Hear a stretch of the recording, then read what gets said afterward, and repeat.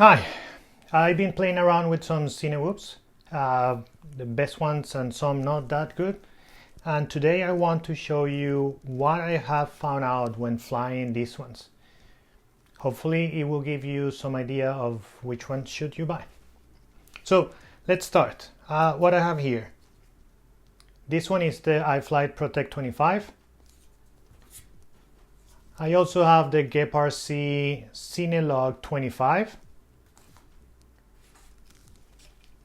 The home FPV Windsuit S and the Betafpv 95 XV3. And let me start talking about this one, the Betafpv. So the Betafpv was the first one that I got. I got it maybe around December, January.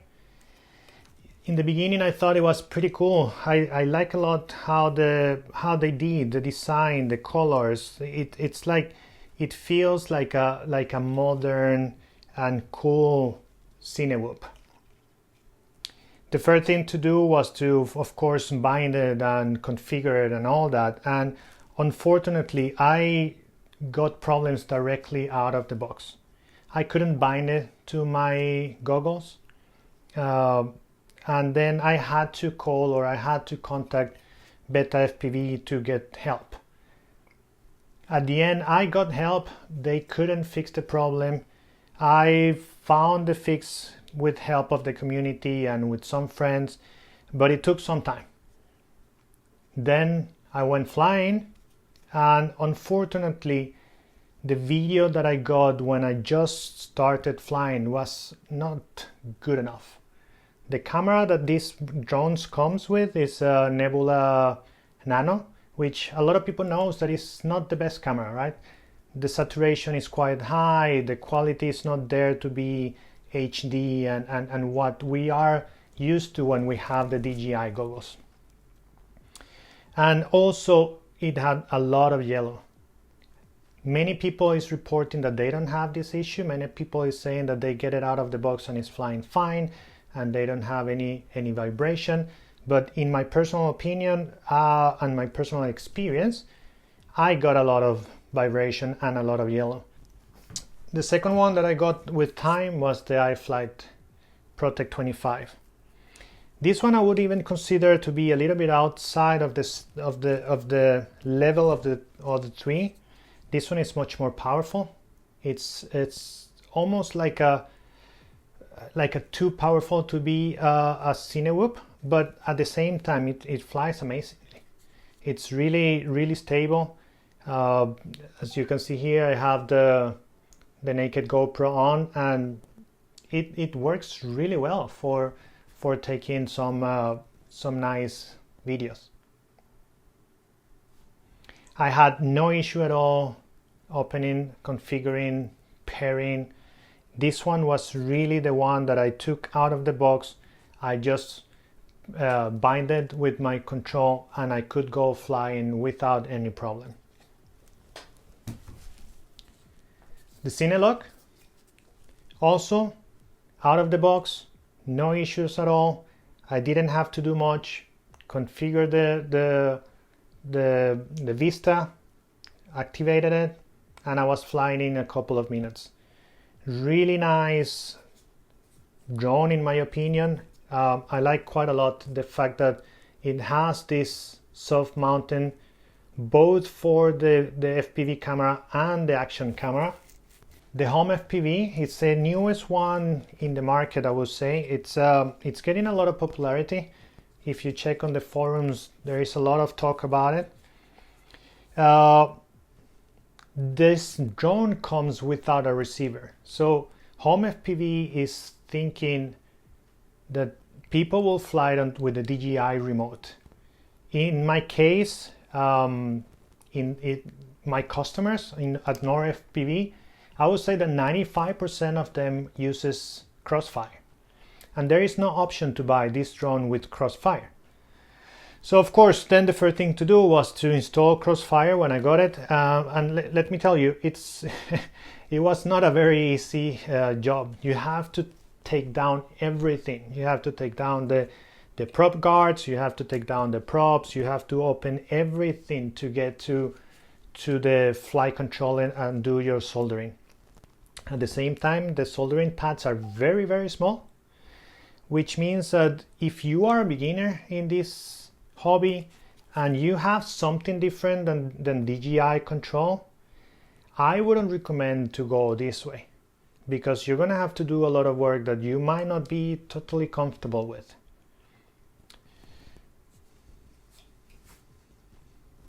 In terms of flying,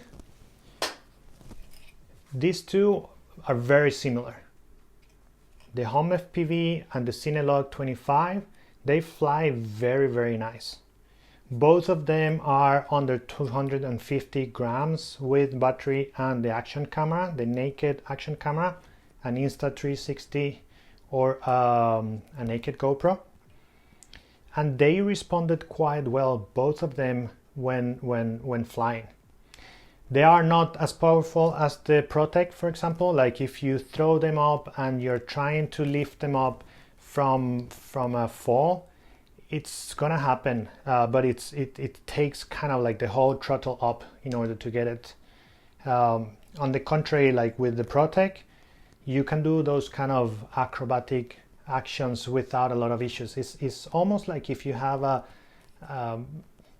simple 5 inches, like it feels that relationship between the motors and the weight. It feels like you are flying a freestyle drone, like a small brother of a freestyle drone. But these two are what I would consider real cinewhoops, right? Like under 250 grams. The prop guards with this rubber protecting, which is, as you can see, it's pretty popular these days. All of them, the 4 of them, has this rubber, and they fly well. You can do a little bit of acrobatic if you're using a 650 battery, which is the battery that I would recommend for any of these two. I get around 5 minutes of flying with both of them. Using an 850, the drone feels quite heavy. You can still fly it. You will get maybe a minute and a half longer time, but you will feel the weight. So if you're doing some easy flying, smooth, cinematic, you can use an 850. If you're doing something else where you need a little bit more of power and a little bit, maybe some kind of semi-acrobatic move, I would recommend to go down to 650. Both of them comes with the naked GoPro holder, which is a very nice addition. The Protek comes with the base for the holder, so you can use maybe the GoPro regular mount to put it there. But since what you're using and what is recommended and what actually can handle is just a naked GoPro, you're gonna have to print it. You're gonna have to print a holder for your SMO or naked GoPro. It's not included. The same for this one, for the Betafpv, you don't have the holder. Something that I can say a little bit about this drone is that in order to make it fly decently, I had to do many changes. I changed the camera. I put a regular DJI camera. I had to change all the PETs. I had to do a lot of tuning. I spent weeks doing something in order to get it to fly kind of okay. In my blog, in my website, I have some information about it, and you can read the changes that I did in order to make this one fly a little bit better. In terms of motors, the Home FPV and the Protek 25 has 1404. This one too has 1404. The Cinelog 25 has 1204, and then the Betafpv has 1106. And you can feel that while flying, because both the Protek and the the Protek and the home FPV, they are the ones that feels a little bit more powerful. Again, testing this of throwing the drone out from high and trying to lift it up before it crashes to the ground, you could see that these two could react and could lift without any big push. The GEPRC one, it can make it, but it took a little bit of an effort to get it up. In terms of accessibility to repair or to configure or to do anything that needs to be done through the USB ports, I would say that the Protek, it's very well designed on that sense. It has a USB port here at the bottom, which in a way I'm a little bit scared, because if you land on a lot of dirt or if you land on something like mud or something like that, I'm guessing that it's pretty easy to get some dirt inside here because of the way that it's exposed. But convenience, it is convenient for us when just plugging in and configure it. The Vista itself, you have to get through here, but it's still kind of accessible. The Betafpv you can also get with some L adapter. You can get to the Vista here on the back. You can't really see it, but you can get through the prop and get in, or just remove one prop and you will get in much easier. And at the same time, in the same place, you have the USB port for the flight controller, which again, you need an L adapter to get in there, but it's kind of okay. The home FPV, it's pretty interesting because the home FPV has the Vista kind of outside, so it's very, very easy to access. You have the USB port here at the back, so no issue getting there to activate it or doing anything. And then the flight controller port is here on this side. If you have a flat USB cable, it reaches, like you can get there. You could also use an L adapter, and it might be a little bit easier, or one of these magnetic adapters, and it will be a little bit easier, but there is no big issue. In the other hand, the GEPRC has everything inside here, and in order to get to the ports, you have to open this in order to get to the Vista. The USB port is on this side.